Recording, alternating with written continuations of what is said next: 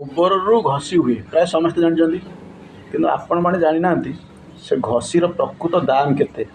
ମୁଁ ଆପଣଙ୍କୁ ଏ ଛୋଟିଆ ଭିଡ଼ିଓଟା ଦେଖାଉଛି, ତାପରେ ମୁଁ ଆପଣଙ୍କୁ ଡିଟେଲ୍ସ କହିବି।